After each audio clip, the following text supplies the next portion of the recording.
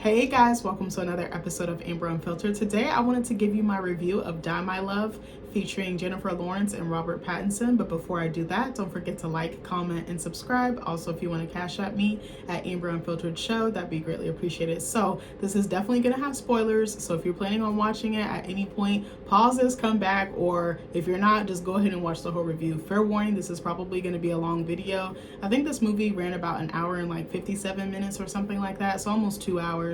I have a lot to cover. I do have the Wikipedia pulled up because I have no fucking notes. I'm just going off the dome, so it might be all over the place.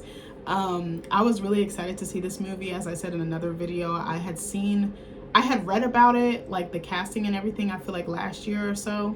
And then I had seen the trailer months ago, and I was like, that's going to be something I put in my back pocket because it was running on the like film festival circuits, like the more prestigious spaces, like art spaces. So I was like, all right, when it comes to theaters, I was like, bet I'm gonna go watch it. And also shout out to Sinister Cinema Reviews. I watch their channel. I love them. It's a couple that does all the horror. They cover all the horror things, like all the horror movies, shows, and all the things. They do a really great job. They even shout out like independent movies or lower budget movies. They do a really great job on their channel. I actually saw a video pop up with their review, and I was like, I'm gonna come back to it. And I actually watched it earlier while I was out running errands. But shout out to them. I really love their content. They're very fair, and they also give their opinion. They also give critique without bashing the art, which I really appreciate. But I genuinely love their banter, and they give me food for thought. But they also do a really great job on shining a light on horror and like how important of a genre it actually truly is, because I feel like it's one of the best genres. It's actually my favorite genre. I know that might not seem like it because of the other content that I tend to watch or cover, but horror is actually my favorite by far, even though I'm not going to really be talking about horror in this video.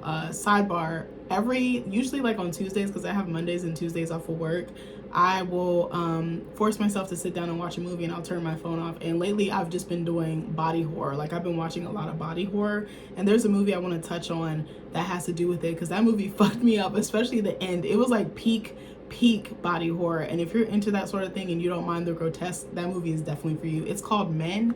And who was it directed by? Oh my gosh, I'm drawing a blank on her name. It was directed by Alex Garland, my bad. It is a really good movie, but it's so fucking twisted. But anyways, I wanted to shout out Sinister Cinema Reviews. They always and they're also very interactive in the comments as well, which I absolutely love. So let's talk about Die My Love.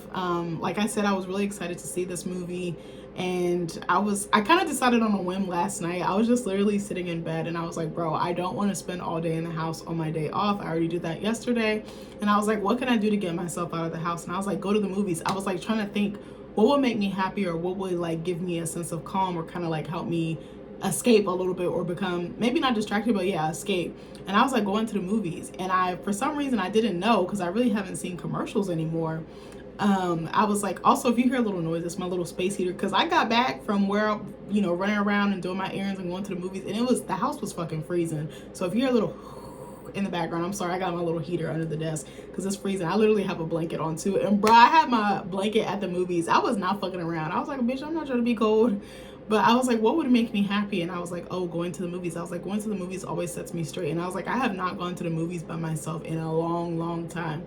I used to do it all the time before I met my husband. And when you get in a serious relationship, you just do everything together. But I was like, what is something I can do for me? And I was like, this is it.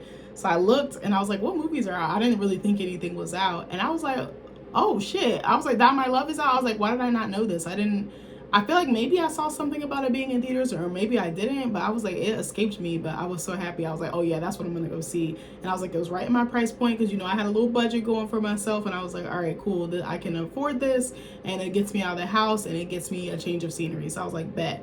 There was literally like nobody in the theater, when I tell you, in the actual theater that I was in. But at the movies, it was actually packed, because I forgot today was Veterans Day, which I shouldn't have. So happy Veterans Day. Thank you to anyone who has given service to this country, because I know that's not an easy thing to do. It's a very noble thing to do. But I was like, why is there all these people here? Because I was like, it's a Tuesday, it's 11 o'clock. I was like, ain't nobody finna be here. That parking lot was packed. I was like, oh shit. I was like, people do like going to the movies when they have the day off.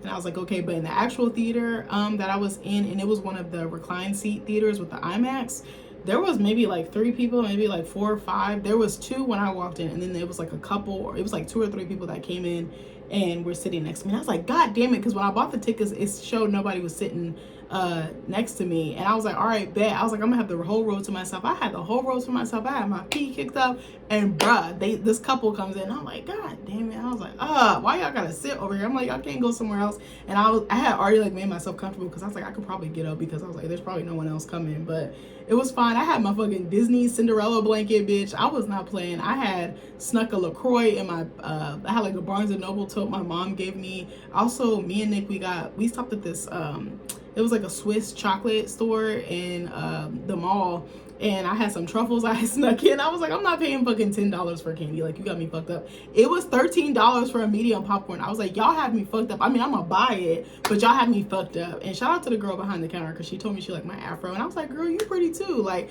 she had braids, she had nice skin, she was a little cutie. I was like, oh my gosh, she looked like she's 12. But anyway, so let's get into the movie. So I'm gonna use the Wikipedia to kind of, you know, add my bullet points throughout, but then I'll give some feedback if anything comes up. So it says Die My Love is a 2025 American Black comedy drama film directed by Lynn Ramsey and written by Ramsey. I don't know if I've ever watched any of her movies, but now I'm tempted to go back because this one was like, it smacks you right in the face. So it was written by Ramsey, Inda Walsh, and Alice Birch, based on the 2020 novel Die My Love by Ariana Harwick. I'm not sure if I'm saying her last name correctly. I apologize if I'm not. It follows Grace, played by Jennifer Lawrence, a young mother who develops postpartum depression, and alongside her partner Jackson, played by Robert Pattinson, enters into psychosis. The supporting cast includes Lakeith Stanfield, Nick Nolte, and Sissy Spacek. As soon as I saw Nick Nolte, I was like, is that Bruce Banner's dad from the 2003 Incredible Hulk? And I'm pretty sure it's him. Hold on, let me look. But as soon as I saw his face, I was like, I know exactly who that is. I was like, he always be the villain. Hold on. I think, yeah, he was in the Hulk. He was his dad. Oh my God, he scared me because of how cruel he was to Bruce Banner growing up. But as soon as I saw his face, I was like, his face is so recognizable. So it said the film had its world premiere at the main competition of the 2025 Cannes Film Festival on May 17, 2025, where it was nominated for the Palme d'Or and received generally positive reviews. It was theatrically released in the United States by Mubi on November 7th. I'm not familiar with Mubi, like that production studio or team, but I was like, okay, y'all making some bangers. Y'all turning out some bangers. It almost gives like A24 tease, but in a different way. I remember when it debuted at Cannes that it was catching a lot of, not catching, it was like making waves, and it was like I think I read something like they got an 8-minute standing ovation when they debuted, and I was like, that's really powerful. And to me, that's a testament to the art, but also everyone who worked on this project. So okay, let's get into the plot. Hold on one second. Also, I went to Honey Baked Ham for dinner because I was like, bitch, I'm not cooking. I have some HelloFresh coming in tomorrow, some meals coming in. Do y'all use HelloFresh? It's actually fire. I really, really like it. But I went to Honey Baked Ham. I was like, I just want me a nice ham sandwich. I thought it was going to be cheaper, bitch. Okay, let me back up. I wanted to go to Cava. I had my mouth set on Cava. You know when your mouth is fiending for something, you're like, I have a specific taste in mind. And I was like, I'm going to go to Cava. Then I was like, oh, I can go to Honey Baked Ham and get it for a fraction of the price. Bitch, it was the same price. I was like, I should have just went to Cava because I was like, it's not giving. But Honey Baked Ham is good and you will get full. And I was like, it's probably more fresh too. So anyway, let's get into the plot. So it says when Jackson's uncle passes away, he leaves his old Montana home to Jackson, who moves from New York with his girlfriend Grace. Soon after the couple moves in, Grace gets pregnant and gives birth to a baby boy whom the couple chooses not to name. Now, I think what I want to start with is the opening was really eye-catching to me as a viewer because of how it was shot. It was very, oh yeah, now that I think about it. Ooh, I just thought about it. It like opened in this like, I'm trying to think how to explain it. So you know like those old school homes that have like that floral wallpaper? It had like, it showed like openings into rooms, but they were like stacked within each other. Like it would be one room and it would be like a doorway or like a frame, and then it would be like 2 or 3 more behind it, kind of like almost like a tunnel effect. But you know what it also gave? You know like the Matryoshka? I don't know if I'm saying that correctly, but you know like the Russian stacking dolls, like you put the dolls in each other and they keep getting smaller and smaller or bigger and bigger. It kind of reminded me of that. And I was like, I think that's deliberate, and it's gonna show like almost like the spiral in her becoming maybe either a shell of herself or a different version of herself. But I thought that was interesting. But the film opens, Grace and Jackson pull up in their car, and it just shows them from the outside looking in. We're like in the interior of this house, and we're hearing conversation, and they're kind of having a banter back and forth about, okay, this house needs a little bit of TLC, this house needs a little bit of work.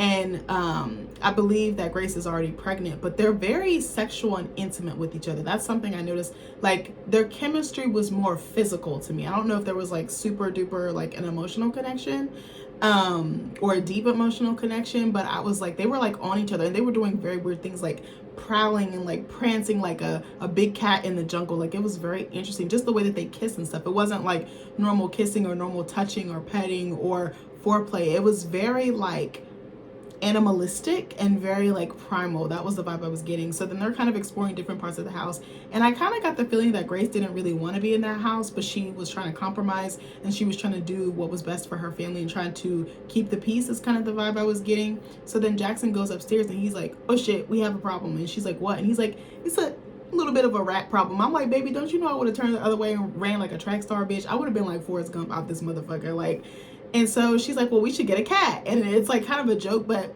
this movie is also very, very funny without trying to be. Like, I think there's a natural humor and a natural comedy here. Just the shit that they say to each other, and just the situations that the characters find themselves in, is really interesting. So I also thought it was interesting that they didn't choose to name their baby until much later in the movie. And I was like, so what do you call the baby? Like, how does the baby begin to identify itself, and how do you identify it? You know what I mean? Not it, but the baby. So that was interesting. And I think the color, what was I trying to say? Like, the coloring of this movie is very beautiful. There's a word for that, not the sound design, but the visual techniques in this movie are really beautiful, and the editing, the color really pops in this movie. That's something else I want to give them credit for. Also, the music is very interesting, which maybe I'll get to later.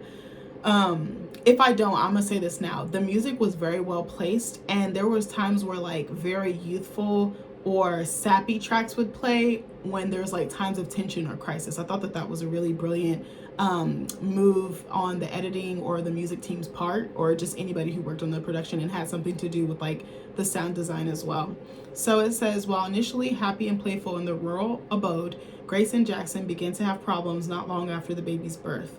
Jackson is away at work for long periods while Grace feels stuck at home. Her feelings of boredom, loneliness, and abandonment worsen when she realizes that Jackson is sleeping with other women while he is on the road for work. Sexually and emotionally frustrated, she masturbates at home and in the woods surrounding her house. That's also something too that I was not expecting with this movie. I don't know if Jennifer Lawrence has really done nude scenes before. I feel like, has she? I'm actually about to look, because now I'm curious. Is Jennifer Lawrence...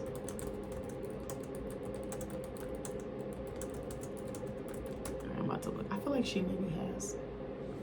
Hold on. I don't think she... I don't think she has, but I could be wrong. And even if she has done nudity, I don't think she's been bare bones like Al was in this movie. That's something that actually surprised me, because I didn't expect it. But I was like, this is a movie talking about motherhood, about desire. So naturally that would, you know, being a woman and having needs. So I was like, it does make sense to me. And, you know, there's something that I wanted to say, but I was like, I really don't want to say that on camera. So I was trying to stop it before the thought came out. But I think a lot of women can relate to sexual frustration and like the desire going away. Like I said in another video, I think Victoria Monet was the one who said this. I can never find the quote. I should have saved it. But I read this interview she gave a couple years ago, and she was like, what's crazy is men desire us and they want to have sex with us. We're sexy to them when we're having sex with them and giving them pleasure, but then, you know, that same desire is almost taken away or weaponized against you when you have a baby. And I think this film does a really great job of touching on that, because he was all over her. They was fucking like jackrabbits. I'm just going, there was a lot of sex scenes, there was a lot of titties, there was a lot of ass. I feel like there was more nudity on her part than there was on his, but there was a lot of sensuality and there was a lot of pleasure happening in the beginning of the movie, and it gradually starts to fade. And I think that they did a really great job of talking about how she still wants to be desired, even though she's carried his baby and she's pushed his baby out, and she's now mothering and raising his baby. It seems like Jackson gets turned off, and I wonder what that is for men. Why do they get turned off after a woman has a baby? I understand like the hormonal and the emotional aspect, but it's like, wouldn't she be even more sexier to you because she literally brought your child into this world? To me, that's sexy. To me, that's not liberating, but yeah, I think I find that sexy, that maybe not sexy. I find that maybe not sexy, maybe like empowering, but I also find there's a bit of sensualness in it. And I know that sensuality is not typically tied to like carrying a baby, but like there's something powerful about that to me. So to me, that power could then translate into sensuality. I think that's what I was getting at. But I feel like Wikipedia be skipping around. I'm trying to remember the beginning of the movie. Forgive me for not having full-on notes. I feel like it would have taken me way much longer. And I was like, I want to get this review out like ASAP as soon as I get home. I thought about recording one in the car, but I was uploading other content. And I was like, I'll do it when I get home because I want to have like the lighting and everything, just for continuity's sake. But there's a scene in the beginning of the movie, like after she's had the baby, and she's like in the grass, like on the prowl, and he's looking for her. Like she's on the front porch and the baby's sitting on the front porch, and he's like, where's mommy, where's mommy? And she's like doing this like slow sensual prowl, and then finally she comes out, but then she has a knife in her hand, and she's like, and it's like a sharp like butcher's it's a big ass knife, like a butcher's knife or something. And she's like waving it around like right in front of the baby, and then she even puts it down next to the baby, and then she goes in the house and just abandons the baby to go interact with him, and she's trying to get her freak on with him. And I'm like scared, even though I don't have kids. I'm like, what if the baby picks up the knife? Like the baby was really young, like a few months old, maybe up to 6 months old or a little bit older. But I was like, babies don't know. They don't know that that's a sharp object. They don't know that they can hurt themselves. And I was so worried about the safety of the baby. And I was like, that kind of gives us some insight into her state of mind. She's not really thinking about the precautions she needs to take, or the safety she needs, like safety measures she needs to put in place for her baby. So there's a scene where I'm all over the place, I'm sorry. There's a scene where Grace, you can tell that she's dying and like starved for human connection and like conversation. It's just kind of goes on a loop. Like she's just stuck in the house. She's doing the same thing every day. She's trying to entertain herself. She's trying to entertain the baby. She starts doing weird shit. Like there's a scene where she's like sitting in the fridge with her ass literally in the fridge, and she's like drinking a beer or something. All of a sudden she just spits it up on the floor. Or she, what was another scene? She also masturbates a lot, like I said earlier. Like I think there was a scene where like she went upstairs for something, and the baby was downstairs with Jackson, and she just starts masturbating like right then and there in her nightgown. And I was just like, that tells me she's so starved that she feels like she has to rely on herself when she has a partner who can, provide that pleasure for her, and they can both enjoy, the pleasure and what they're how they're engaging or interacting with each other. But there's a scene where she calls him. It's not quite clear, or I don't remember if it was made clear what Jackson does, but it makes him it causes him to be away from home for long stretches of time. Like we just see that they're always apart. And I was like, what's interesting is I love how they use the house as a character and as an extension of her isolation and what she's going through, like her psychosis and her starting to unravel. Like I almost feel like she was a reflection of the house, because it wasn't tended to, it wasn't being poured into, and in turn she wasn't either. And there was a scene where what was I gonna say, where she had called him. He was like at a diner finishing up a cheeseburger or something, and she's like, how's your day, what are you doing, are you eating, what are you eating? She starts asking him all these questions, but it's like she just wants to be a part of his world, and he does a really shitty job of including her in his world. I think he's just like, okay, she's got the baby, like everything is fine, but it's like, what about her mental state? If you're not making sure her mental state is intact, how is she supposed to be a good mother to your child? And like he saw her unraveling and like really didn't act until it was like far past the point, like far gone, until she had spiraled into a hole she couldn't dig herself out of. And so then she believes that he's cheating, and she starts fantasizing or hallucinating about him cheating on her with someone that worked at the diner that he was at. So then it says, it is revealed that in the months leading up to the baby's birth, Jackson's father, Harry, passed away. Grace visits Jackson's mother, Pam, now a widow, seeking company and support. So there's a whole bunch that Wikipedia just skipped. There was a really good scene that I loved at the beginning of this movie where I don't know if it was like a baby shower, more so just like maybe not even a baby sprinkle, but it was just like them getting together, and she's about ready to pop. And she's sitting at the table with basically her future mother-in-law, Jackson's mom, Pam, and his dad is sitting in the corner in a chair in the kitchen, and he's struggling to tie his shoes, and he's like, like his hands, are frail and they're like jittery. He like doesn't have control of his motor functions.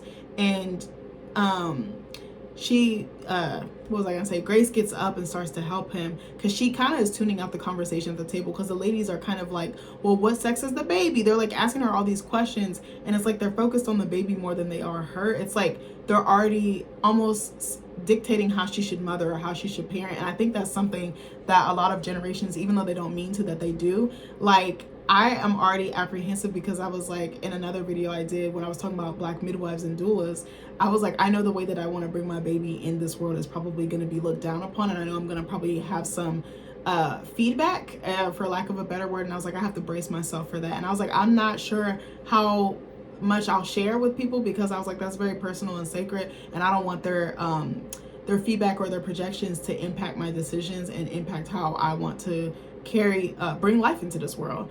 But I was like, I could kind of relate to that, like already dictating. Like, I've already heard some comments about certain things that I've mentioned that I'm interested in, even like after the baby is here and stuff, and when they get older, as far as like schooling and stuff, like Montessori schooling, I'm very interested in that, because I love the idea of having a child lean into their creativity, and using that and adding that into their everyday environments, because Montessori schooling is not just in the classroom, but you also accommodate and shift things at home so that it can, like, I think something is that I heard is like, I think it was actually my husband's aunt's, her son goes to, or went to one. I think he's in public school now, but and his cousin also has a son who's like 6 or 7, and he's in one as well. And she was breaking it down to me how, like, basically in Montessori schools, all of this stuff is accessible to kids, so it's on lower shelves, everything is within reach, considering, little people like kids. And they were like, even they have not demanded, but like kind of requested, or like sorry, I thought I heard Stanley. They're like saying that they do the same thing at home to kind of make it accessible for the child, and instead of making the child convert or adjust to an adult world. You know what I mean? Like, it makes the playing field even. I think that's what and I remember someone had made a comment about, oh, it's too expensive, it's too this, it's too that. And I'm like, okay, that's fine that you feel that way, but I'm going to be the one that's taking care of them and, probably paying for it. But I like that idea of like nurturing a child in a different way and encouraging them to use their creativity, to problem solve, to move about in the world, to independently think. I really like that concept. And I always wish that I had more of a creative curriculum growing up, because I'm much more artistic leaning, but that's just me. But the scene that I was telling you about with Jackson's dad, Harry, was so sweet, because Jennifer Lawrence's character gets up and she goes over to tie his shoes, and she's smiling at him, and they're making faces, they're communicating non-verbally, and she's like doing all this stuff. They're basically talking about the women being crazy and like kind of getting on their nerves, like they're like doing like the hand gestures and stuff, and there's like an intimacy there, and I loved it. And it was almost like he was her dad instead of Jackson's dad.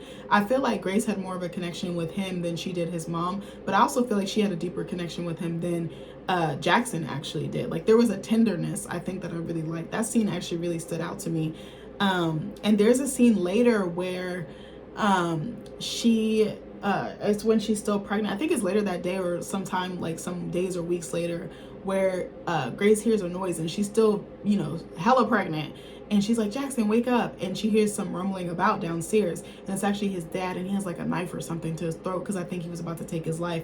But she stopped him, but he's kind of like zoned out. He's almost like a zombie. So then they just like wander in the woods, because like I said, they're like remote. They're isolated. Like, they're like I don't know if they're like in the country or where exactly they're at. It says Montana, but it's hard to describe. Like, it's very like woodsy, foresty. Like, it kind of gives that.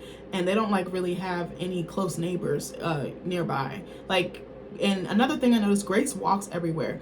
Jackson takes the car all the time, so everything is within walking distance. But I was like, what if an emergency happened, like with her or the baby, like she really snapped or something, and she can't get to a hospital on foot? I thought that was really interesting as well. And it also demonstrates how stranded he really left Grace. And I think that was a clever choice on the director's part, or the production team's part. Hold on, now I'm starting to get hot. So back to the scene where Grace is walking with Jackson's dad, Harry, in the forest. So she just follows him, and she's very gentle with him, and he's like, you're pregnant. Like, it's almost like he forgets who she is. He also, I think he either has Alzheimer's or dementia. So it's like he's like reverting back to a child. And let me go back for a second. The scene where she tied his shoes, she goes, after she like helps him out and they have like their exchange, She goes and sits back at the table, and then his memory starts, he starts losing his memory. His memory kind of betrays him in a way. And he's like, this is my brother's house, because the house that they moved in is Jackson's uncle, who we later find out unalived himself. So he's like, this is my brother's house. He's like, get out, this is my brother's house, because he's still of the mindset that his brother is alive. And that's how it really is. Like, my granddad, my birth mom's dad, he actually passed away in 2020 during COVID. I think he got pneumonia or something like that. But before that, he actually started relapsing and having like Alzheimer's or dementia. I can't remember which one. But I remember when I saw him, my mom and her sister actually had to put him in a nursing home, like an assisted living facility. And it was really painful. Like me and my brother had to step out because it was like a lot. We were only like 12 or 13, something like that. But it was really hard because he couldn't remember who we were. Like I remember he called me by my birth mom's sister's name. And I don't look anything like her, like at all. He was like, hey, I'm not going to say her name on camera, but I thought that was really interesting. It was like he just couldn't remember it. And then he had a stroke, so half of his body was paralyzed. So I remember he was trying to leave with us. He was like, I'm going to go get my truck. And we were like, Papa, like, you can't go in the truck. You have to stay here. Like, he didn't understand. It's like they revert to being a child again. And it's just really sad. And I know someone else that I worked with. I'm not going to say where or how I know them, but besides that.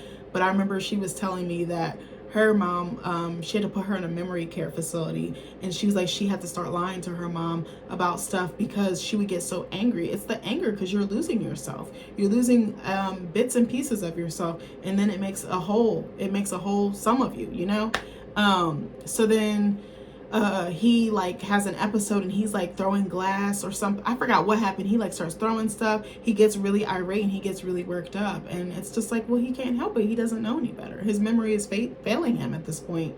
But anyway, to the scene where they're in the forest, they kind of have, again, like another intimate moment.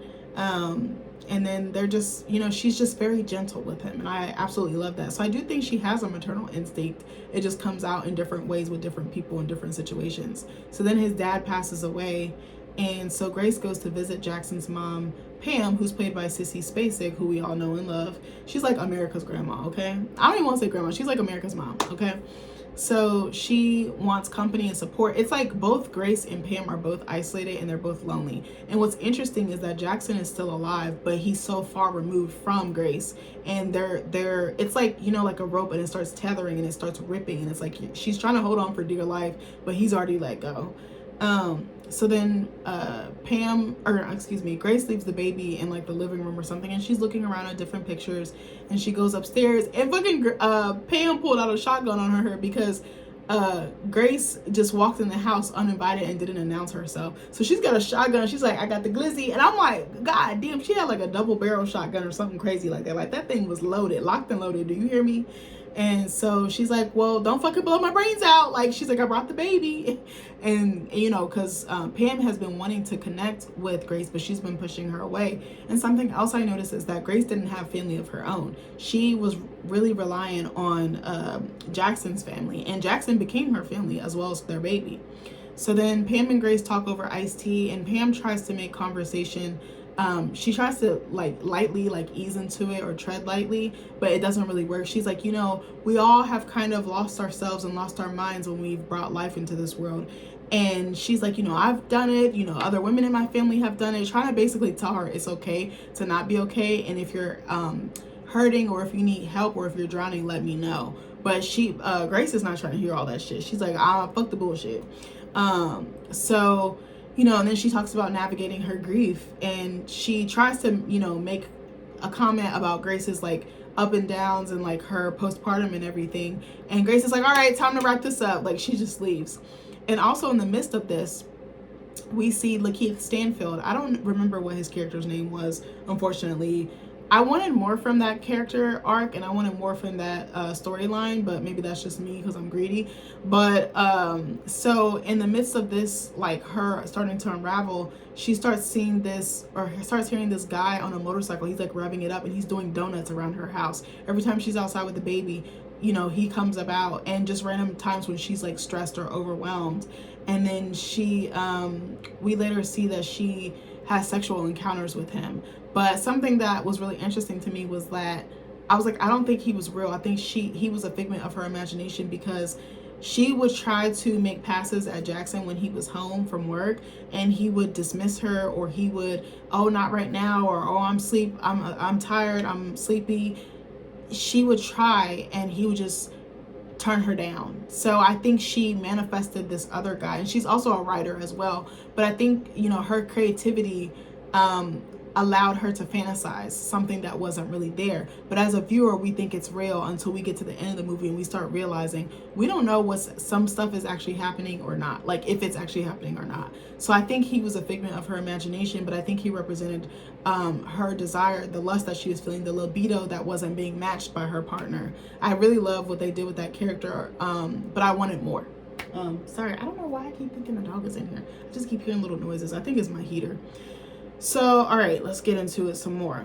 So Jackson, out of the fucking blue, brings the dog home without asking Grace, without running it by her. He just surprises it, springs it on her, and then makes it her problem. And I was like, that is spoken like a true fucking husband or a wife. Like, oh my gosh. I was like, why would he do that? She's in the throes of postpartum. Do you think she can barely take care of herself, and she's hanging on by a thread trying to provide for this baby, and now you want to add something else into the mix for her to take care of? I thought it was so inconsiderate, and it was very selfish, and it was very impulsive. I didn't like that. And the dog is like very like yippy, like someone else said that in their video. The dog like yaps nonstop. It's like a Yorkie on steroids. Like, it's so bad, like crying and whining all day all night, yelping all day all night. I was like, that dog would have been sitting outside. Okay, do you hear me? So there's an incident where, oh, I love this scene, and just the fights that they have and the way that they go below the belt. I can't remember all of them, but the banter between Robert Pattinson and Jennifer Lawrence's character was so clever. It was like they would call each other out on their bullshit, but they would like dig in that knife. And I was like, that's really how it be when you're married, like, because you know what pisses them off, you know how to push their buttons, and you're like, all right, I'm about to just go for the jugular, I'm about to go below the belt. But then you'd be like, maybe I need to dial it back, maybe I need to scale back. So there's a scene where he's like, come outside. He's in the car with the dog. The dog is in the backseat. The baby is upstairs asleep. And he's like, get your ass in the car. And she's like, no. And he literally pulls her and yanks her in the car and forces her against her will to be in the car. So then they just go for a drive. I thought he was about to break up with her. That's what I truly thought. But he's like, you know, it's okay to not be okay. And what was I gonna say? And he's like, I got you. Or like, he's kind of like, we need to take care of each other. And that might not have been the right scene. I might be misremembering, but they kind of had this talk, and he's like kind of hinting like, I see you struggling, like we're gonna get better, we're gonna get through this type of thing. And then on the way back, actually, is it on the way back? I can't remember, but they're driving on a back road or something, or a country road, and all of a sudden this horse comes out of nowhere, and the car and the horse just collide, like dead on, or head on. And so they get out, and she's like laughing, and there's like this weird scene like before, as they're talking, she's like looking out the window, she's making faces like a little kid, like she don't want to be there. I think she finds condoms in his car, and she like blows through it and makes like a bubble. Like, it's so insane, just the absurdity of it all. I was like, she's literally like a child, but again, she's not in her right frame of mind, and we know this. So then he lets the dog out, and I think the dog gets hurt by the horse. So the dog has like some type of wound as well. And what was I gonna say? So the dog is crying day and night because the dog's like, bitch, I'm in pain. So she's like, you know, you need to do something about this. So actually, and two, I forgot to add this. Jackson's mom sleepwalks, and Grace starts to sleepwalk as well. And she's let me back up. Jackson's mom sleepwalks with the shotgun that I told you about earlier. So she sleepwalks with it on like country roads. She just walks miles and miles and doesn't even know. So Grace goes to, and her mother-in-law's house is within vicinity to their house. So Grace walks to her mother-in-law's house in the middle of the night, grabs the shotgun, and goes to take it. And then she goes in their house, and she's like, up.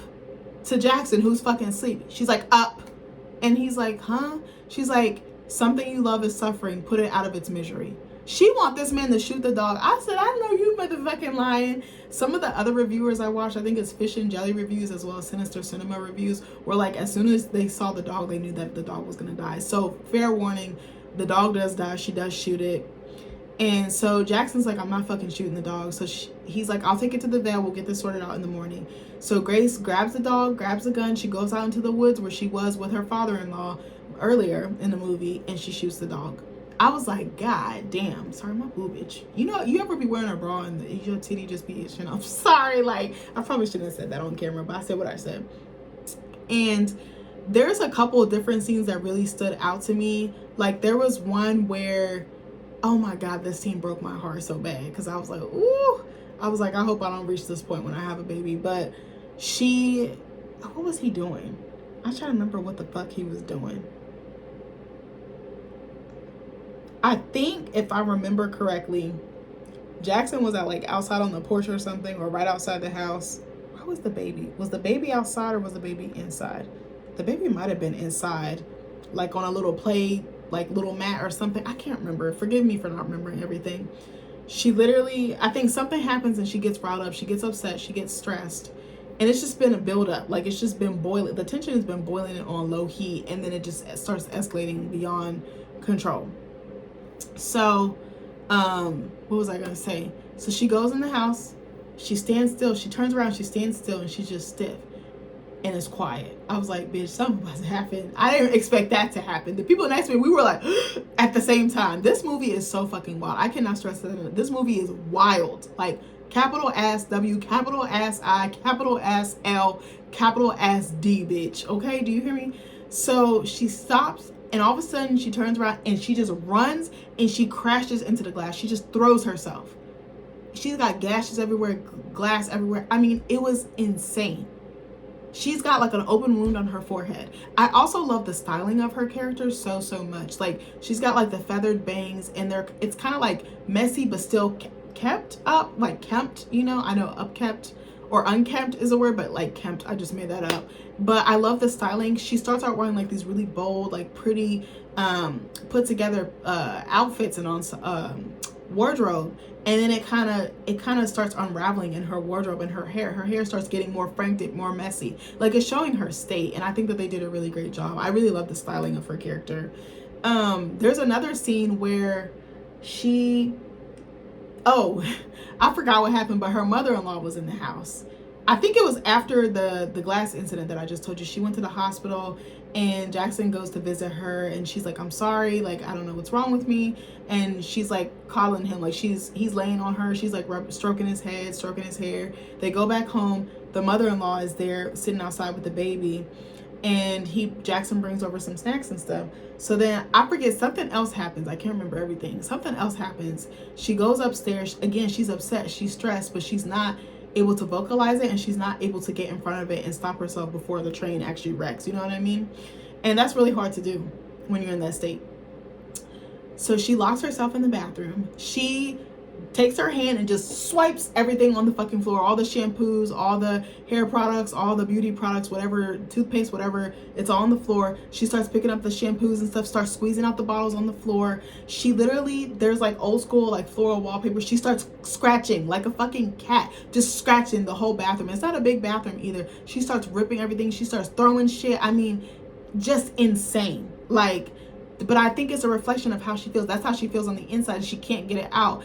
And I was like, this must have been a treat for Jennifer Lawrence, like the physicality of it and just being so unhinged and just letting yourself go and immersing yourself in the character in the world. Like, this must have been so fun for her. And I was like, she's also a mom. She just had another baby. Jennifer Lawrence is a 2-time mom. And I was like, I don't know if she had postpartum during her birthing journey or after, like her postpartum journey or afterbirth journey, I should say. But I was like, I bet this was such a treat for her. Like, I need to watch some interviews as well. I did watch a little bit of was it the Vogue lie detector? Or maybe not Vogue, but you know what I'm talking about, where they do the lie detector test between co-stars. Her and Robert Pattinson did one, and it was pretty funny. But that scene was just so guttural. I was like, that scene gutted me. It was so visceral. I was like, girl, I haven't been down that bad, but I was like, I could see why a woman would go to that extreme, especially a new mom, especially if she's not getting the support or the treatment that she needs. So after that, they go to this kid's birthday party. It's like one of Jackson's good friends or something like that, who's basically like a brother to him. So they go over there. All the little kids are running around.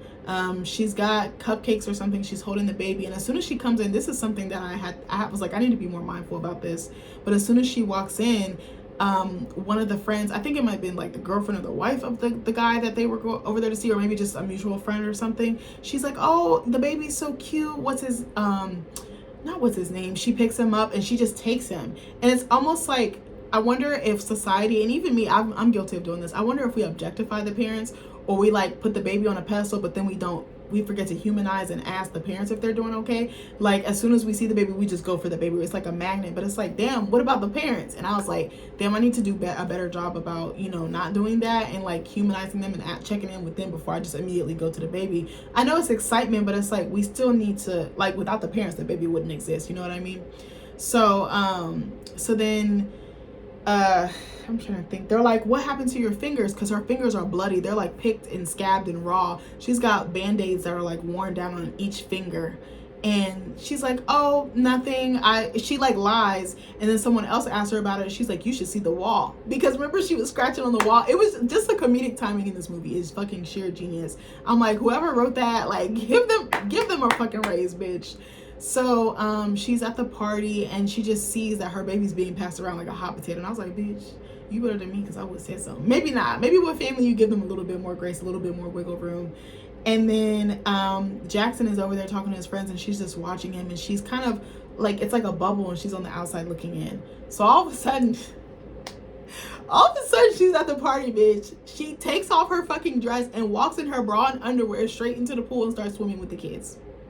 I was like, I know you fucking lying. I was like, bitch, I understand wanting to get in the water, but why you couldn't dip your toe? Why you couldn't dip a little bit of your legs or something? Like, it was so insane. So then I think Jackson like starts having like a panic attack or something, and everyone is like making a scene about that. So she goes in her bra, in her underwear, in her drawers, her basically damn near birthday suit, because it left very little to the imagination, and she's calming him down. She's like, it's okay, he's fine.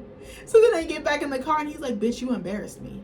Like, it was so crazy. I was like, oh my god, there's so many like delicious scenes that you can like sink your teeth into. So anyway, as time goes on, Grace's behavior grows increasingly erratic. She walks around with knives. She begins an affair with a stranger, like I told you about, Lakeith Stanfield's character, who drives by the house on a motorcycle. And what's interesting is she's the only one that can see him, and she's the only one that can hear him. And I think because she made a comment, someone asked her at that birthday party, I think it was, and they were like, so what do you do for work? And she was like, nothing. That is so shady. But I was like, I mean, being a parent is a job. To me, that is a job. I hate when people try to downplay how, especially a stay-at-home parent, especially stay-at-home moms, I feel like society looks down on it. Like, there's so much that woman sacrifices. And so she's like, wait, the lady's like, oh, well, wait, I thought you were like a writer. I heard you're a writer. Like, that's cute. And I was like, bitch, don't you know I will knock your head between the motherfucking washer and dryer. Like, I hate when people try to downplay writing or creative endeavors. Like, those are real jobs, and they really do pay the bills, and they can make passable income. But art is it's fire. Like, it's really hard. We have to travel to some really interesting and dark and deep places within ourselves and within our memories and our past to produce. Like, oh my god, my therapist actually just told me yesterday, she was like, I admire you and other creatives. She's like, I love consuming art, but she's like, bitch, to make it, I was like, exactly, it's fucking hard, bitch. Like, even this movie is a labor of love. It took a whole team of people, hundreds and dozens of people, to make this movie. This is not an overnight thing. You have to really love what you're doing and be passionate about it, even when you're pissed, even when shit goes wrong, even when shit goes left, even when you don't believe in yourself, even with life shit going on. So I thought that was interesting. And she had made a couple of comments throughout the movie about how she basically felt like that was her old self, almost like a phoenix, like that had died, like her old self had died. And there's actually in the opening scene, it shows a big fire, like a forest fire. So I think that's almost representative of her too, like coming out a new woman, or coming out a burned woman potentially.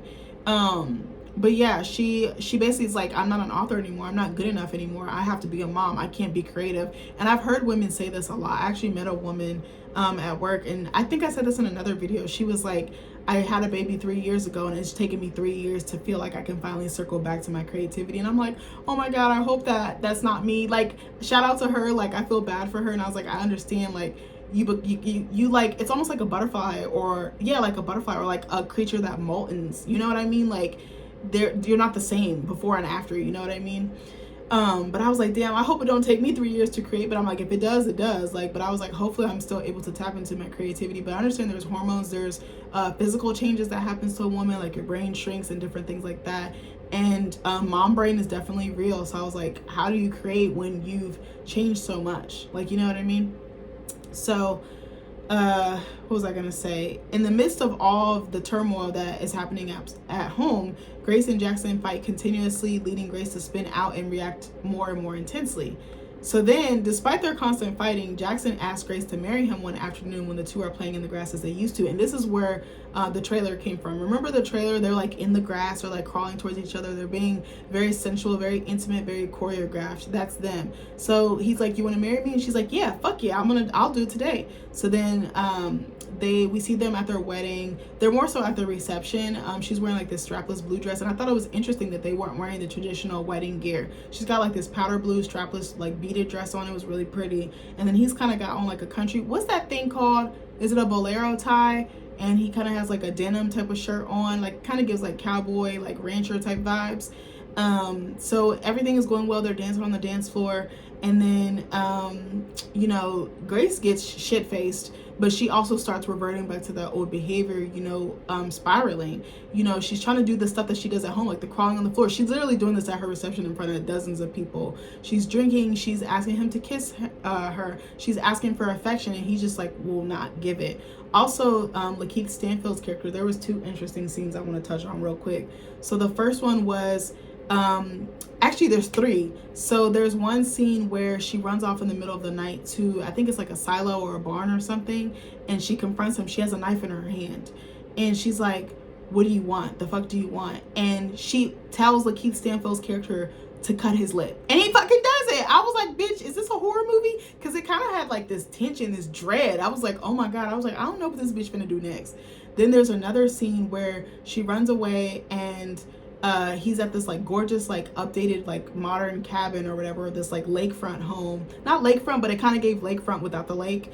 And oh my god, this is itching the shit out of me. Something is digging into me. I'm sorry, I'm over here itching my titty on camera. But anyway, she goes and meets him in like the moonlight or whatever, and they start hunching. I was like, oh my god. And then there's a third scene where she's in the car with Jackson. They stop at like a grocery store, like a gas station or something like that, or like an old country store, and he's there with his family. He has a wife, he has a child. The child is disabled, and the child is in a or not disabled, handicapped. She's in a wheelchair, and him and his wife are trying to figure out how to get that in gear. And the daughter, she starts getting a little upset because I think she's just frustrated about her situation. So then she gets out the car and she goes up to him and she's like, I have a flat tire, can you help me? And he's looking like he's seen it go, because he's like, bitch, I was just in your guts. Like, and the wife is like, no, we don't got time for that. I was like, spoken like a true black mama and a true black wife, like, or black woman. And he's just like, I can't believe she had the fucking audacity to come over here. But I feel like we see him when she's like at her all-time stress. Like, it's like an outlet, or it's like relief for her. Sorry, my fucking fat ass arm was jiggling. I got distracted by that. But anyway, so after, let me go back to the wedding. So Grace is hammered, so she ends up back in their like honeymoon suite or whatever after the wedding. Jackson and all the other guests are still out there. Hold on one second. I've been talking for almost a whole fucking hour, bitch. So y'all, I tried this you know, honey baked ham, you know, like at the movies where they have like the touchscreen for like the soda dispensers or the drink dispensers. I was trying not to drink soda because I was like, I know everything here is basically sugar in a can or a bottle.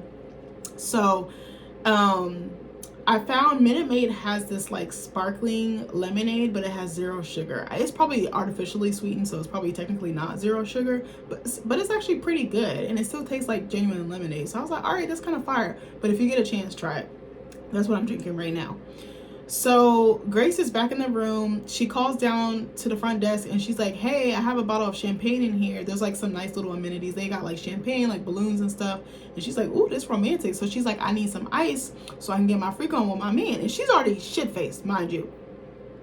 So the receptionist is like, it's a guy. He's like, ma'am, I can't bring you ice. He's like, there's like a little ice machine at the end of your hallway or your corridor, like you can get it. And she just keeps badgering him. She tries to flirt with him to get her way. And he's like, yeah, I can't do that. Like, you can go down to the ice machine and get what you need to do. I sound like Jessie Boo just now because she always says go down to the whatever. So she somehow gets the guy that was on the phone. She's like, you have a really nice voice. She somehow convinces him to come to her room. He's playing guitar and just singing. I was like, first of all, why do you have a weird ass, strange ass man in your room that is not your husband? Without your husband, mind you. I'm weird about that type of shit. Like, I remember, was it last year or the year before? I remember something broke in our house. Was it the HVAC? I don't remember what the fuck it was. It was something broke down in our house or was having issues. And Nick is very handy, so he tried to look at it himself and he couldn't figure it out. He's like, I think we need to call somebody. And I was like, all right, cool. So we called somebody, and I remember Nick had left to like go get food or something. He had left for something, and I had got home before him. I had beat him home. I was coming from work, and the guy, the technician or whatever, was there. And I remember he was like, okay, so I'm coming right on in, miss. And I was like, no, you're not. I said, you could wait for my husband to get home. Because I was like, he could rape me. He could do something to me. Like, I don't know you from a can of paint. And I was getting a weird vibe from him. I don't think he would have done anything. But I was like, I didn't feel safe. And I was like, you're not a man I know. You're not a man in my family. You're not a man in my husband's family. You're not like a friend or anything like that. And I was like, I've never met you. Like, no, I'm good. Like, I will not answer the door or open the door unless Nick is there. Like, I'm that type of wife. And maybe that's a little old school. But I was like, I don't know you. Like, you could do anything to me and nobody would know. Like, seriously. And my house should be the safest space for me, and it is, and it will continue to be. But I remember, I think he kind of like was taken aback, like, oh, you're not just gonna let me in? No, I don't know you. Like, and he was like an older like white guy, like country or whatever. Like, I have nothing against older country white guys, but I was like, I don't know you, so therefore you're not coming into my space and you're not coming into my face. Okay. So so she starts dancing to the music. And then I think the guy leaves, but the music is still playing like over the montage. And all of a sudden she's in the room and she just bashes her face against the mirror. And she just keeps bashing and bashing and bashing. And just blood is just coming down her face. And I was like, I wonder what triggers these episodes for her. Like, I would really have to do some research about postpartum and how it works and like how it can develop into psychosis or other things. So she returns home on foot because I guess the venue was near where they were living. And she has the baby and she's pushing the baby in the stroller. And then there's like a little RV, look like the Breaking Bad RV, and she stops. And then Jackson comes in the car. Like, he's driving in the car and he stops and he gets out. And he's like, fuck. So then he puts her back in the car and with the baby, and then he takes her to a hospital and he gets her committed for her mental health, or lack thereof, unfortunately. So then a psychiatrist is talking to her. I love the close-ups that they did. They would do a close-up of Jennifer Lawrence's character's face, and then you got some insight as to like her previous trauma. We learned that she lost her parents. She has abandonment issues. She tells a story about being on the beach or something, like on a family trip, and this older girl taking her hand. They're just walking around and people are like, oh my God, you're so cute. And her parents are freaking out because they're like, where the fuck is our baby? And then the therapist or psychiatrist is like, hey, when did you lose your parents? And she's like, I lost them at 10 through like a plane crash or something like that. So we see she has a hard time connecting, and that might be why she's pushing away Jackson's mom and other people in her life, but namely Jackson's mom and probably Jack. I feel like she's not emotionally connected to Jackson, but she wants to physically stay connected to him. And then there's a scene where I think Fish and Jelly talked about this in their review, where she's asking Jackson for sex. I was like, I think it's on the way home from the hospital after the first like head bashing incident, and the mother-in-law is at home with the baby, and she's like, are we gonna fuck? She's like, can we fuck when we get home? Well, how about right now? So I'm gonna take my seatbelt off and I'm gonna come over there. I'm gonna fuck you in the driver's seat. Do you know this woman tried to fuck him with his mom like in their house, like right on the porch or whatever? I was like, she done lost her goddamn mind. And I guess he couldn't get it up, so she starts using slurs against him. I'm not gonna repeat what she said, but she uses the F word, if you can put two and two together. I was like, oh, and that kind of made me wonder if he was unfaithful or not, because I was like, I feel like he would have gotten, you know what, it like aroused if, you know, he was attracted to her and he wasn't giving out his seed to other women. But we don't actually know for a fact if he's cheating or if it's just a figment of her imagination. So that part is a little bit unclear. So sorry, my husband's texting me. He said that they went to Lake Tahoe today. I'm jealous, but actually I can't say I'm jealous because this man asked me if I wanted to come on the trip and I said no. I wanted to stay home. I was like, baby, I've been taking too much time off. I'm poor, baby. I need to recoup financially, but also I was like, it might be good to have some space and for you to spend time with your mom and your brothers. So, what was I gonna say? So after she gets released from being committed, or Jackson comes to visit her at the hospital with the baby, and she goes home. She looks like she's doing better, but it's almost like she's like a zombie. You know, like if you take certain medicine, it kind of make you a different person. You're not really yourself. It kind of felt like she was like sluggish and not really that witty, like sexy, sarcastic like version of herself. That more vibrant version of herself. I felt like she was almost like a shell of herself or a husk of herself. So she realizes her world has changed. Like, for instance, when she goes outside to meet Jackson and the baby, he's like, she's like, you got a rental? And he's like, no, I bought a new car. It's almost like he wanted to scrub away the past and get a fresh start, but it's like the exterior can be changed, but the interior is still the same, if that makes sense. And I think that was reflective of also the house as well. So, even when they get home, he's like cleaned up the house, he's remodeled it, it looks much more modern. He's got like, he's made furniture, he's changed the wallpaper, it just has a different feel to it. And I was like, why didn't he ask her about that? But I was like, maybe he thought a change of scenery, figuratively and literally, would help her, you know, with her mental state and just the fluctuation of it and the up and downs of it, like the pendulum effect of it. And he also named their son, who they didn't name at all, which I thought was interesting. He named him Harry after his dad that passed away. But I think that that was a good choice because she was very close to his dad, or at least the intimate moments I saw between them, she was. And so she goes upstairs in the bathroom and she realizes the bathroom that she fucking shredded to pieces is restored. It's almost like it didn't even happen. That's what I want to get at. Like, Jackson kind of, he's Delulu because he kind of downplays the situation, and then it just keeps escalating until he basically has no choice but to commit her because he's at his wit's end. And I don't really think he did a good job of supporting her during that time where she was becoming unhinged and unraveling.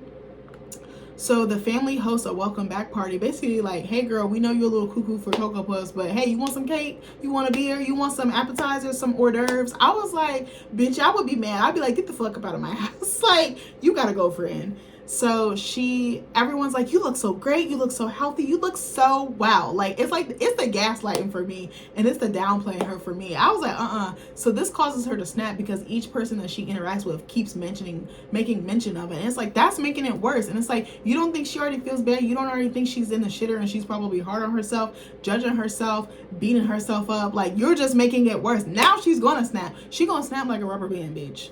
So Jackson, or Grace leaves the party. She's just fucking annoyed. And she was frosting a cake earlier, and I think it said mommy is home, or mommy is home, or welcome home mommy, or something like that.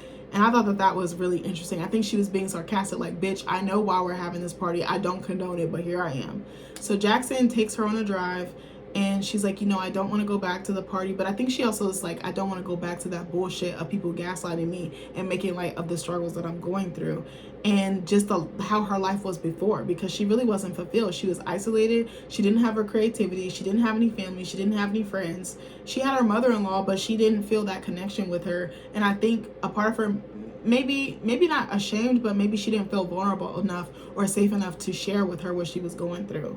I really think that it was like Sinister Cinema Review said, it's really the partner's job to take care of you when you're spiraling like that. The vows say in sickness and health, and even when you get in a relationship, it's up to you to make sure that person is 100%. And if they're not, you can do some things to help. Not entirely similar, but similar in the sense of whenever I'm down in the dumps, my husband knows. He knows exactly what to do. I don't even have to say anything. He'd be like, all right, I got dinner. We're going to watch something together. We're going to cuddle. We're going to talk. Like, he just holds space for me. He just picks up the pieces. It's like it's like I was riding on a horse, and then he just takes the reins and he gets on the ride. He's like, come on, we're going to go. We're going to saddle up. That's kind of how he operates. And when he's like that, I know exactly what to do. I stop everything I'm doing and I'm like, let's cater to you. Like, honestly, he had a situation, I think it was like every so often, maybe he might get mad at me for saying this, but every so often he gets like a case of the blues. And my husband is a very optimistic, like happy-go-lucky, sweet, genuine, down-to-earth person, but he gets like, he'll just get sad out of nowhere. And I'm like, okay. So I remember over the summer I had wanted to go to the movies,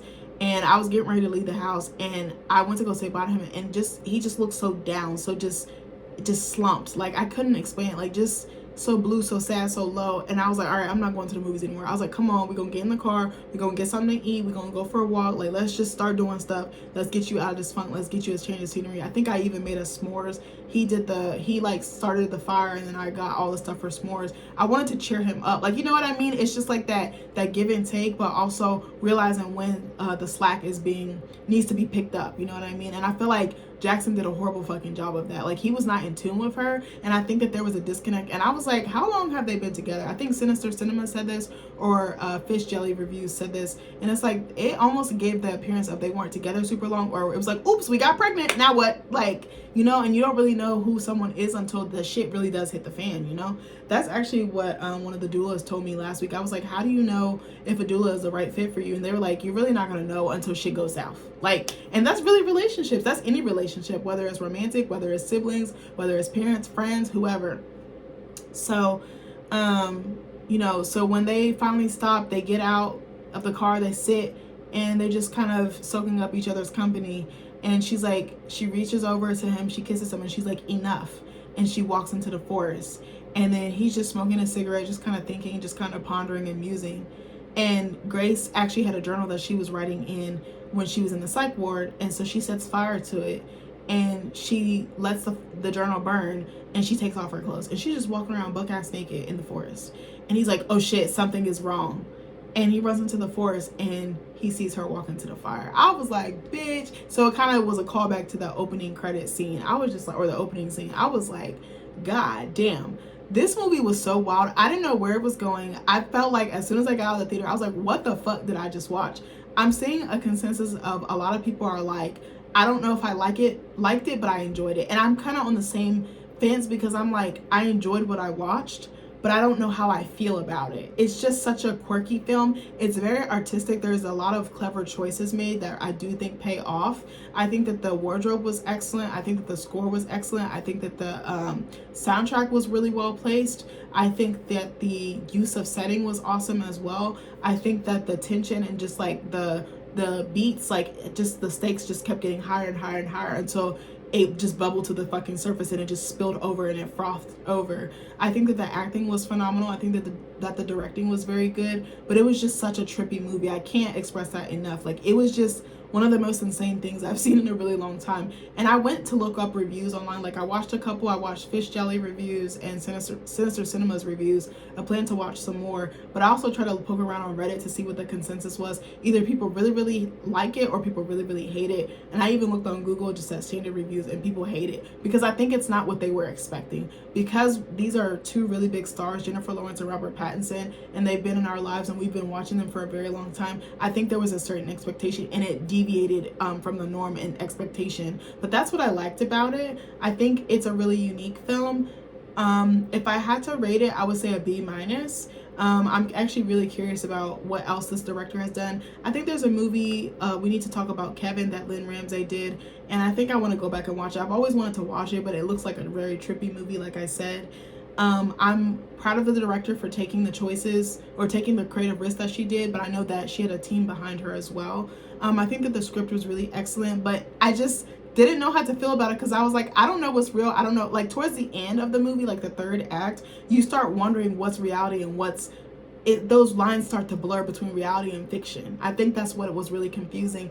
And I did start to get a little, I heard someone else say this in the review, and I'm going to agree with them. I don't know if it was I think it was Fish Jelly. You start getting a little bit tired or weary at the end, or fatigued, because I think it could have ended on certain beats or points, but then it just kept going. And it's like, okay, I kept thinking to myself, how is this going to end? Is this going to escalate in something bad happening to her? Like, is the character genuinely safe? And is anyone around her safe? I was like worried about her baby as well. And I was like, did she actually want that baby? Or did she just go along with it almost? You know what I mean? And Robert Pattinson's character pissed me clean off. I'm not gonna lie, but he did such a great job of being like this. I don't even want to say apathetic. I think he was just slow to act, and it cost her in the end. It cost her sanity. It cost her agency, I think, was really another key point. I love some of the points that they made about motherhood and how it's not all glamorous, and how it can spiral and it can become out of your control, and how if you don't get help, that the feelings and the emotions and the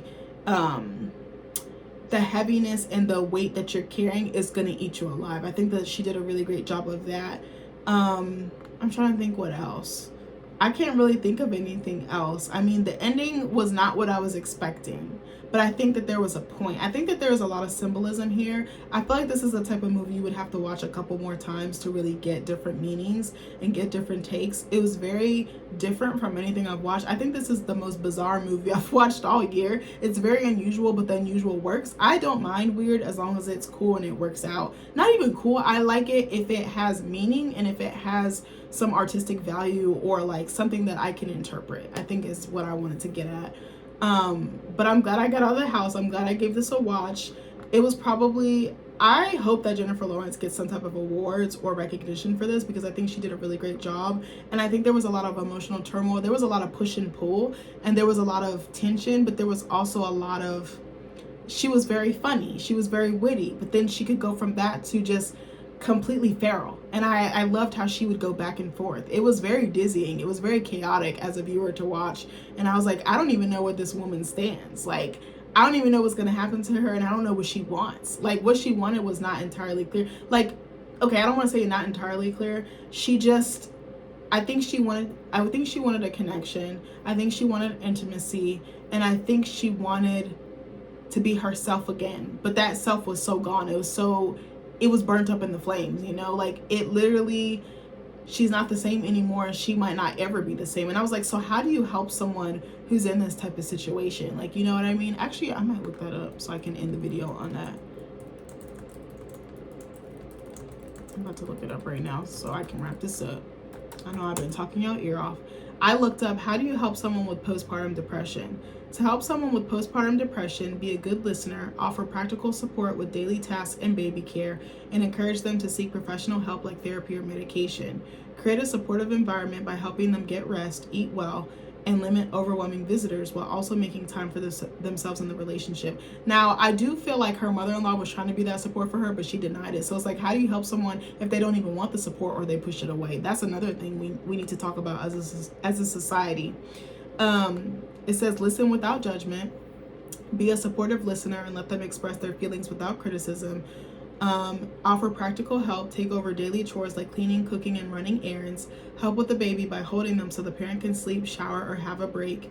Encourage self-care. Make sure they eat and rest, and encourage activities like exercise or going for walks. I think her mother-in-law did suggest that, but she literally took the baby and just walked for miles and miles and miles and miles, and she was gone for like fucking hours, and everybody was looking for her, and she was taking pleasure in the fact that she was being looked for. So I think she wanted to be seen. I think she wanted visibility. Now that I think about it, she wanted to be visible mostly to Jackson, but to everyone. She didn't want to just be the sum of being a mom, and she didn't want to just be pushed to the side just for the baby, you know. So it says, help them find time for themselves to avoid feeling overwhelmed.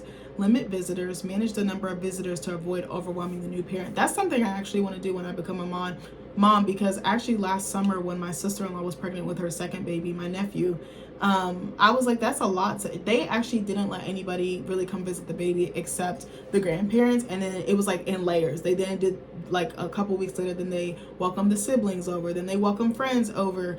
And I was like, that's a lot to have all these people in your face. Your body's fucking out of whack. Like, I was just quietly watching my sister-in-law, and I was like, is she actually okay? And is she overwhelmed, or is she all right? And I tried to ask her. She said she was fine. She's the type of person, she's not going to tell you, like, if she's really struggling. Like, she'll have a smile on. She'll look happy. But I'm like, girl, it's okay if you're not okay. But I understand it's hard to be vulnerable with people like that. But I was like, I don't really... My brother and his wife actually did the same thing when they had their girls. They, again, it was just the grandmas and close... just the parents in the hospital. And then when they got home, they were like, we need some time to get settled. I don't think I got to see them for like a month or two. And then I got to come over and see them. And I was like, I actually like that because it gives them time, the parents, time to adjust. But it also, do it on your terms, because you don't have to do it how people did it before in your family. And you got to do what works best for you. You might not want a bunch of people in your face. I know I don't. And it's just probably all that energy. I was like, I want it to be very layered and very thought out and very intentional. I don't want people to just assume that they're going to have access to my child. When I give you access is when you get it. That's how I feel, but maybe that's bad. It says, reinforce their worth. Tell them they are a good parent and are doing a great job. Be patient. Understand that fatigue and depression can make simple tasks difficult, and that physical intimacy may not be a priority right now. Encourage professional help. Gently suggest they talk to a doctor, a public health nurse, or a therapist. Offer to go with them. Offer to make the appointment and go with them to their doctor's visit or therapy session for support. Research support groups. Look for local support groups for new mothers or parents with PPD and encourage them to join. Consider medication. If appropriate, discuss the possibility of medication with the healthcare provider. The doctor can explain the risks and benefits, especially if the person is breastfeeding. What to do in an emergency. Call or text 988 to reach the Suicide and Crisis Lifeline if the person is having thoughts of harming themselves or others. Seek immediate care. If the person shows signs of postpartum psychosis, a more severe condition such as hallucinations, confusion, paranoia, or trouble sleeping, encourage them to talk to a healthcare provider right away if they're experiencing any of these symptoms. I love this. I'm also going to click on postpartum psychosis as well. So it's kind of the same thing for tips on that. Hold on. Like helping someone with postpartum psychosis. I actually want to look up what it is. I looked up what is postpartum psychosis. PPP is a severe, rare mental health emergency that affects a person after childbirth, with symptoms typically starting within days to a month after delivery. It involves a loss of contact with reality, leading to symptoms like hallucinations, delusions, confusion, and rapid shifts between high or irritable moods and severe depression. The condition is considered a psychiatric emergency and requires immediate medical help, as untreated cases can lead to self-harm or harm to the baby. Ooh, this was definitely her character. Psychotic symptoms. So we're going to touch on the symptoms real quick. Psychotic symptoms, hallucinations, seeing or hearing things that aren't there, and delusions. Strongly held false beliefs, often about the infant. Something I noticed too was she kind of had this, like there was a scene where she was in the car and he was playing a song and it had guitars and she was like, I hate guitars. But then in another scene he was playing a song with guitars and she was like, turn it up, I love this. I love guitars. And he was looking at her like, bitch. And he was like, I thought you hated them. And she's like, no, why would I do that? It's like two different people, almost like a Jekyll and Hyde. But it is because that psychosis and the pain, like the mental pain and anguish is just overtaking this person. So it says cognitive and behavioral changes, extreme confusion, which she definitely had, disorientation, disorganized thoughts, and erratic or bizarre behaviors, which was definitely her. Mood changes can include rapid shifts between mania, which I definitely saw, feeling high, talking and thinking too fast, and severe depression, low mood, tearfulness, loss of energy. Other signs, paranoia, restlessness, and a loss of sense of reality. And again, it just says what to do. Seek immediate help. Postpartum psychosis is a medical emergency. Go to the emergency room or call for urgent help if symptoms appear. Get hospitalized. Hospitalization is necessary for the safety of the mother and baby, especially in the initial phase. A mother-baby unit may allow the mother to stay with her child. Recognize the signs. Loved ones and partners are often the first to recognize the signs, as the affected person may not realize how unwell they are. And again, it says seek medical treatment. Treatment is possible and recovery is achievable with prompt assessment and care, which may include medication and other therapies. Risk factors. History of bipolar disorder. The most significant risk factor, as PPP is often an episode of a bipolar disorder, which I definitely believe. Previous psychosis. A history of a previous psychotic episode increases the risk. Family history. Having a family history of psychosis or bipolar disorder. Sleep deprivation. Lack of sleep after delivery is a major trigger. I need to keep an eye out for that. Obstetric complications. Having a first baby or a cesarean or C-section. Discontinuing medication. Stopping psychiatric medication during pregnancy. Woo, this is heavy, child.